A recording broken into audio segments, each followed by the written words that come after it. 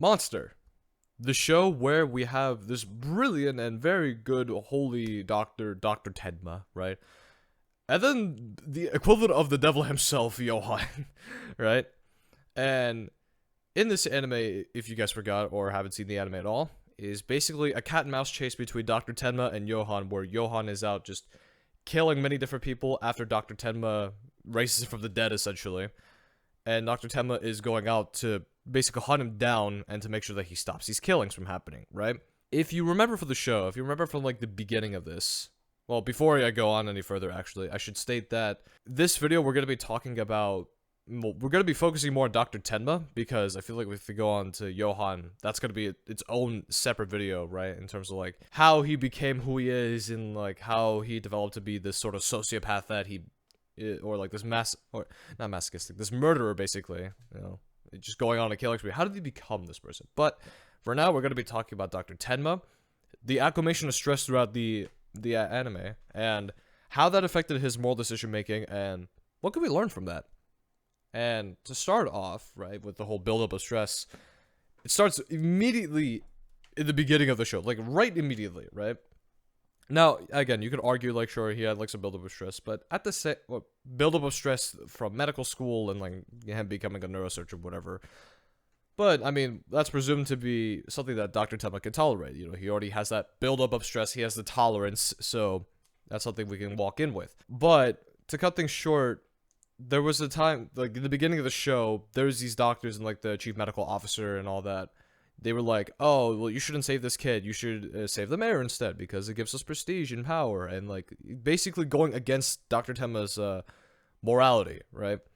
And Dr. Tenma was like, no, I'm not going to do that because this patient was first. Therefore, he's going to get the first treatment. And so I'm going to save his life. And so he does. And that patient ends up being Johan. Whoa, crazy, right? Going on a whole massive murder spree. Whoa, very wacky.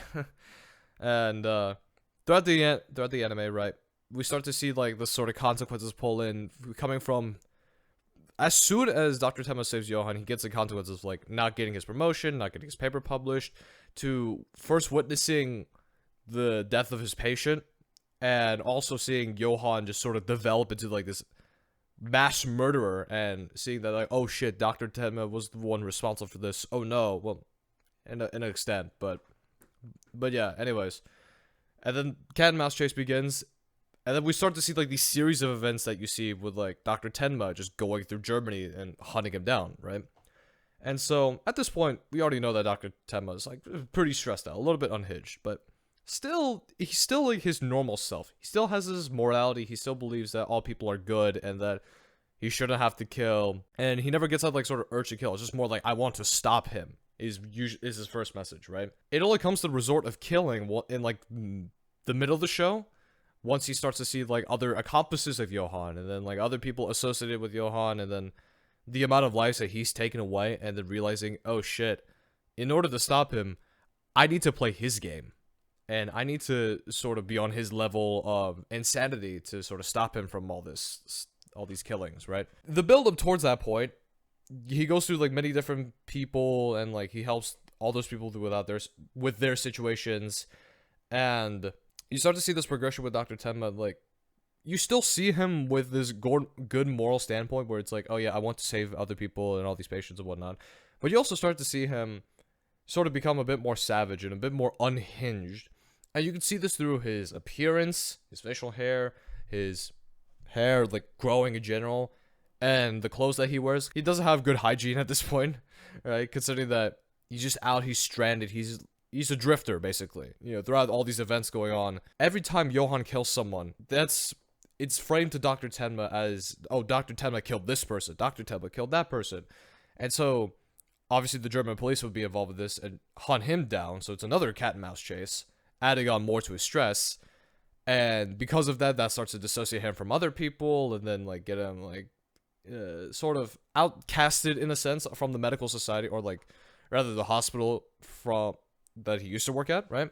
So that's all just thrown away for him. He basically cannot go back in that hospital as a doctor anymore, which is really shitty, but right? On top of that, all the experiences that he's seen, like especially with the rural hospital and the underground hospital, the Vietnam, I believe it was Vietnamese, yeah, Vietnamese hospital, Asian hospital, we'll say, and just seeing all these like just tragedies really, and just all the unfortunate events that Dr. Tenma witnesses firsthand and helps these other people with like all these crazy things going on at the same time with like high pressure and all that. That that's definitely gonna add on to his stress, and we do see that a bit. You know, we see him like tired out and just sort of much more in a depressive mood, and he's just like, you know, that's all he's thinking about is just killing Johan. He wants Johan to be dead, out of existence, never to be seen again. And so by that point, now we start to see a bit of a shift. You know, we went from the beginning where it's like he doesn't want to kill anyone. He wants all lives to be saved, regardless of situation or anything like that. And now we jump to this sort of idea where it's like, okay, he still has that kind of morality, but there's some exceptions where it's like, okay, mass murder, I have to play by his rules and kill him.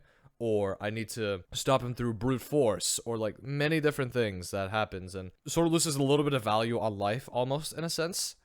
And you do see this throughout more and more and more, right?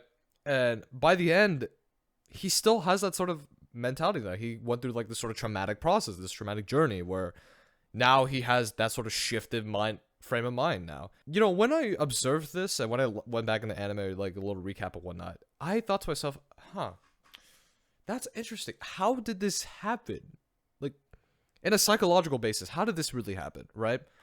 And so I found an article which goes over heightened stress and how that affects your moral decision making and all this sort of stuff. And before we go on to this, there are two definitions or two words I want to throw out. So there's deontological, which is basically you look at the short-term actions, like you're in that sort of mind frame, but you don't think about the outcomes or like the long-term outcomes. Compare that to the utilitarian, it's the opposite, where it's like you don't think about the short term, but you're more concerned about the long-term output. With those definitions in mind, the article sort of goes on to talking about like the thought processes that happen when you're under stress and the sort of factors you take into account, as stated with this quote.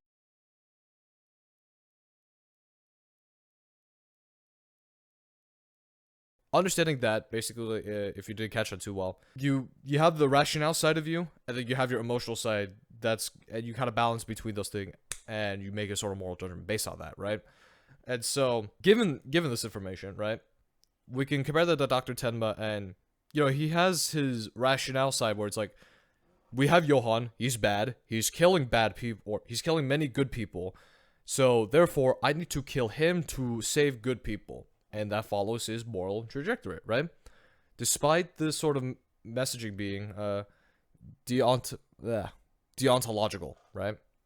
Whereas we have the more emotional side where, again, like because of the stress, you know, he feels disheartened and just upset about the fact that a lot of these good people are dying for no reason. In Tenma's mind, he's seeing it as more of like Johan's pleasure. It's like, oh, this is for fun, haha, I'm killing these innocent people because it's funny, funny meme, right? Or something like that. And so, of course, he's upset about that and wants to kill him based on that basis, right? So we have these like two motivators for Dr. Tenma to go out and kill Johan and all that. But why is it more deontological? Well, the paper goes on to say more about like, oh, well, heightened stress usually leads to more like deontological process thinking because of the fact of like when you're stressed out, usually it's like you're in like a crunch. Like you think that there's a finite amount of time and you need this to be done now as like a coping mechanism to relieve that stress.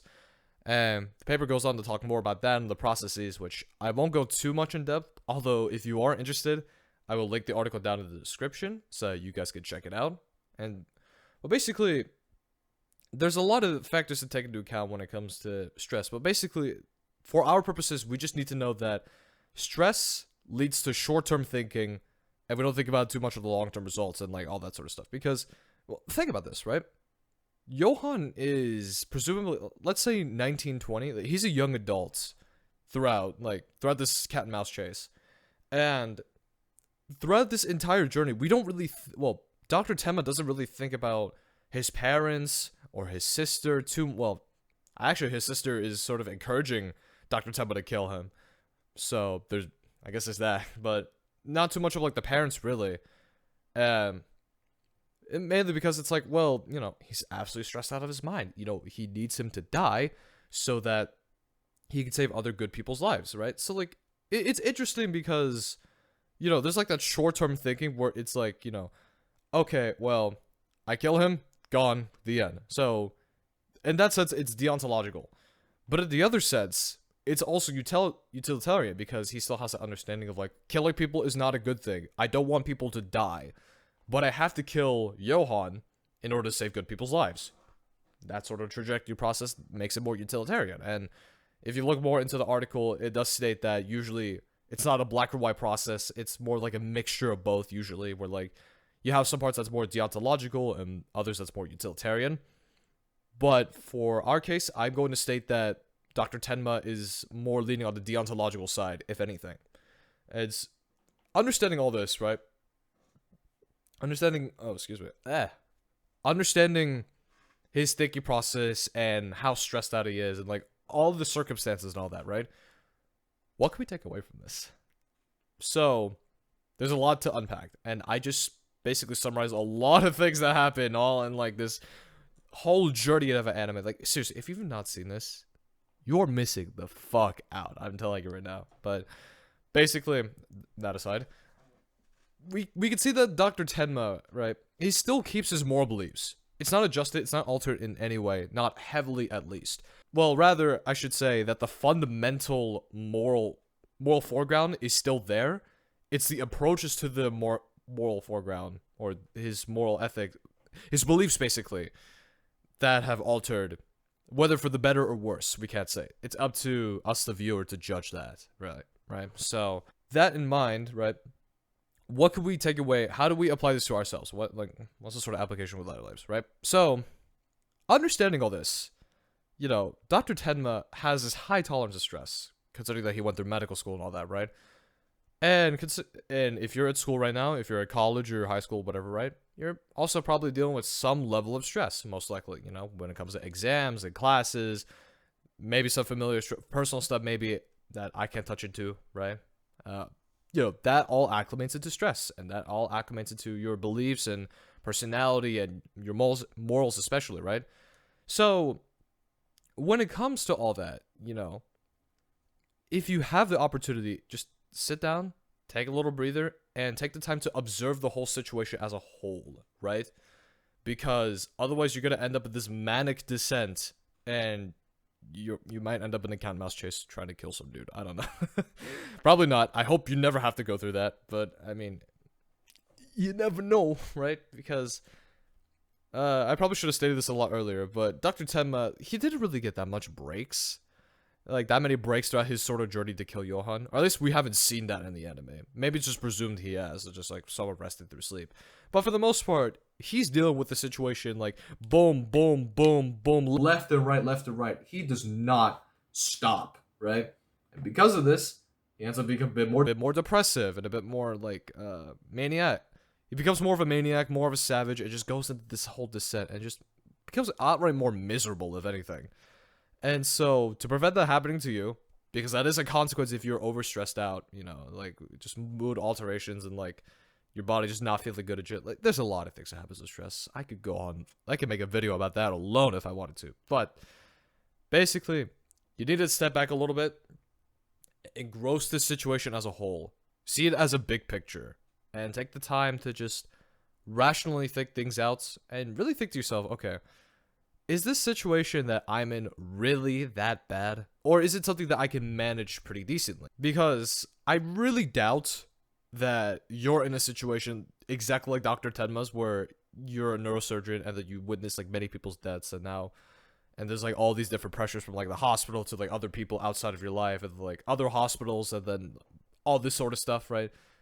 I really doubt you're in that situation. And I really doubt you also, well, actually, I don't know. Maybe you might have seen some traumatic shit. But either way, though, for the most part, your situation might not be as grand scale as you really think it is. So, some of my suggestions to sort of cope with stress is meditation, or if you're not involved with religion, getting involved with religion, although I am a bit biased about that, considering I am Muslim, so, woo, yeah, fun stuff. if you don't like all that like little spiritual shit, man, if you're not too into that, then just exercising, going on a walk, getting some fresh air, just simple-minded stuff. Because most likely, you're no, I'm not gonna get into neuroscience. I was about to talk about like the hypothalamus, either hippocampus, and like all those like processes that happen in like synaptic overflow, excitation, blah blah blah. But that's too much. What you need to know is just your brain is overloaded. There's a bunch of things that are going on in your head, and you're trying to make your brain do all the work when your brain is only like 10% of your body. You still have this, and your legs, and your arms, and like all those different parts that are just kind of doing nothing. So let them be involved with your life as well. So go ahead and exercise and like just sort of exert that stress that way. Or have a hobby like this, where you just make funny YouTube videos or other things like that, you know, other crap. And just find your healthy way of exerting stress so that you don't end up descending like Dr. Tenma. And yeah, that's all I got. Thanks for watching. And hopefully y'all learned something cool. I stare into the camera. Okay, I don't know why I did that, but okay. Bye-bye.